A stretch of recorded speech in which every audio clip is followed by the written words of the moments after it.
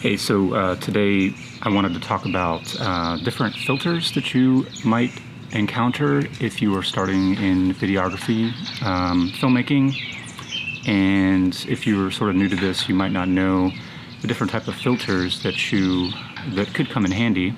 So today I'm going to take a look at three different types of filters, two of which I think are applicable on a daily basis, and one of which is probably useful more like in an artistic use case that you might not need frequently, but I had one, so I thought I would just throw it into this little overview. So the first one, and the most useful, really the most necessary, is what's called a neutral density filter, and you'll often hear it referred to as sunglasses for your lens. So they come in two types. There's a kind that you can just get in, basically it has a certain amount of filtration built into it, and it's non-adjustable. And then there are other kinds like this one.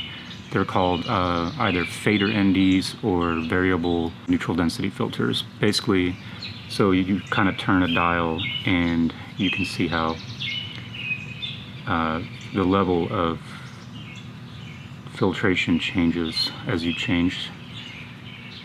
twist the dial or turn a dial. So why does this come in handy? So basically, if you're in any sort of really bright situation, mostly outdoors, and you have kind of a couple different options when it comes to adjusting your exposure. The most common one being your aperture setting. So in order to combat the bright light, you're going to have to stop down your aperture. So what's the downside of doing that?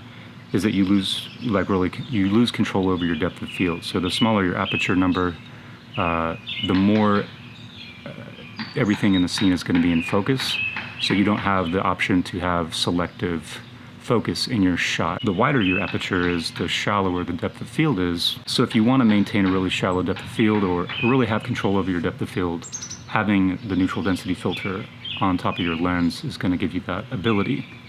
So they come in obviously wide varieties. Like any piece of equipment, there are cheap ones and really expensive ones.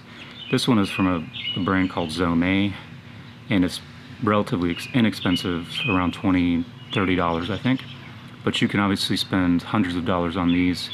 And the quality, or the difference between the really expensive ones is you're not going to have as much vignetting. So on these, depending on the amount of neutral density put on, the more neutral density, typically you'll get more vignetting. There also could be a color shift. So cheap ones like these will change the color cast in your scene. Kind of maybe gives it a grungier sort of lo-fi aesthetic, which isn't necessarily a bad thing, but if you want like the cleanest results that you can get, it might be worth it to spend a little bit more money. Another filter type that is really useful to have is what's called a circular polarizer, and these do two different things. A circular polarizer will really bring out the blues in a scene. So if you've got a blue sky, you can really sort of amplify the blue intensity of the blue color of the sky with a circular polarizer. And also another really key feature that they have is cutting the glare. So if you're shooting through glass, if you're shooting something reflective, you can cut out a lot of the reflection in that glass so you can actually see through to the other side.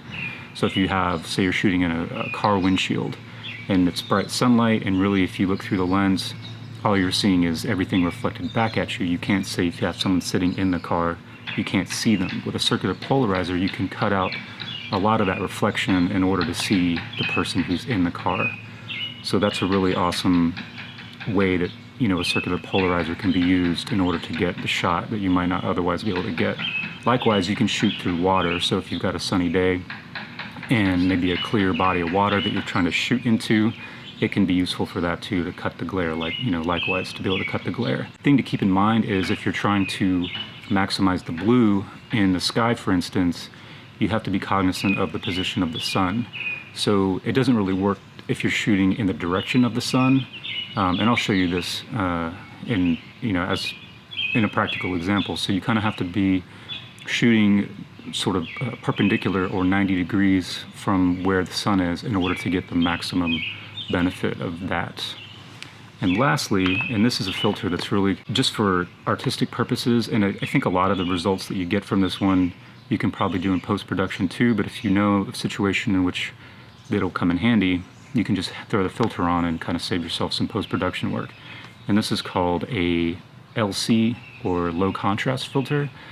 And what this does is it really kind of compresses the blacks and the whites, or the highlights and the darks in your scene, and sort of lifts shadows and softens highlights. And this can be useful to potentially increase the dynamic range that you're getting. And it also has the effect of softening edges. So if you have really harsh, light, really bright source of light, say behind your subject, it'll kind of soften that and create a kind of glow effect. Okay, so I guess the terms I was looking for is it's under the classification of a mist or fog filter. Negatives are that it can potentially reduce the sharpness of the image, and it also, if you've ever heard of people like smearing petroleum jelly on the front of the lens, it has a similar effect to it. So it can it can be beneficial if you're doing like beauty shots or something and you want to soften people's features and reduce blemishes and harsh angles and whatnot. So it can come in handy in very, in certain situations. So with backlighting and harsh lighting, it has a sort of almost diffuse, scattered, and sort of dreamy quality to it. So if that's what you need, then something like a low contrast filter could come in handy for you. So there's really two types of filters. There are these round screw-on filters that go onto the front of your lens. Higher end setups, if you're using a matte box on a cinema camera, for instance, they have rectangular or square filters that will fit behind the lens in front of the sensor. So unless you're using a matte box, you're pretty much going to be dealing with these screw-on filters that go to the front of your lens. So the thing to keep in mind is, depending on the type of lens you have, lenses have a front screw or thread diameter. So you want to make sure that the diameter of the filter matches the diameter of the lens. You potentially have the problem of, if you have lenses with different front diameter threads, having to buy different size filters, but an alternative to that is what's called a stepping ring, either a step-up ring or a step-down ring or something like that. So it takes the diameter of the lens and then will give you an outer diameter that's bigger. So if you have like a 58 millimeter lens diameter, but you've got a 77 or 72 millimeter, actually the 72 millimeter filter diameter, that way you can adapt the lens to the filter and not have to get a separate filter. So you could potentially get several different stepping rings and bridge the gap, I guess you could say. The problem with that is that the threads on the front of lenses aren't necessarily meant to handle a lot of weight. They're really delicate threads, so you could maybe strip the threads really easily and either get these kind of stuck on there, or potentially they would come unscrewed and you could shatter your filter. So it might not be best practice to utilize too many of these, like in combination with one, in combination, so maybe just get one. And then, anyway, so that's just an option just to think about. So that's really it, I guess, for this video, and I'll just show you some practical demonstrations of what these different filters look like. So thanks for watching. Right now we're going to take a look at the neutral density filter. So I've got the camera set up. We're in the bright outdoor sun, and the lens is open wide to t1.5. Basically, your solution here is to stop down your aperture. My only option here is to be at t22 or f22, so stop down all the way, so as little light is getting into the sensor as possible. With this, we're still getting some depth of field because our subject that we're shooting, these flowers, are just a few feet from, about 1.5 feet from the lens. So the background can be a little bit out of focus. As you can see now that the background's in focus, then the flowers go out, but we still aren't getting anywhere near as shallow a depth of field as we could get. So obviously you have a couple other options in terms of how you can control your exposure. So shutter speed, if you're shooting something like this, which is pretty static, you could easily increase your shutter speed without having any sort of drastic negative effects. So let's go to t2.8, which seems reasonable. and then decrease our shutter speed. So we would have to go all the way to, that's 1/2500. And you can see the shallow depth of field that we're getting. But if you were actually shooting anything moving, this would be really bizarre looking. So you wouldn't necessarily want to shoot anything at 1/2500 for video. Alternately, the other shutter, or excuse me, the other exposure control that you have is your ISO. But we are already at the lowest ISO setting we can have, so we can't decrease our ISO any more than this. Alright, so now I'll put the ND filter on, and it's at its minimum setting, so it's blocking the least amount of light. I'm back to 1/50 for my shutter speed, and the aperture is at t2.8. You're going to see how we can maintain that pretty wide aperture and still control our exposure.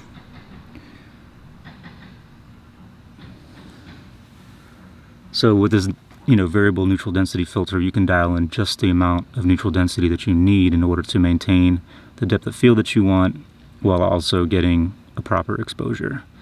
So that's how it really comes in handy. All right, so now we've got the circular polarizer on, and we're going to try to take a look at the sky and see what changes in terms of its color. Should have probably tried to do this a little bit earlier in the day so the sun wasn't quite so directly overhead. It's hard to see on the screen exactly the changes that are made. I want to try to find the bluest result. I think that's it right there.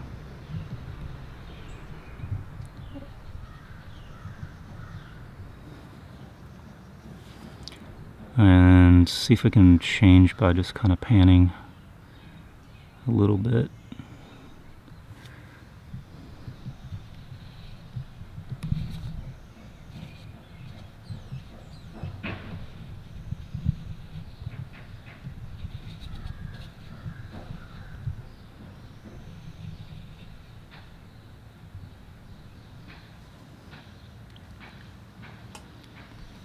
Now we're like pretty much parallel with the sun, so it should be not being too much different.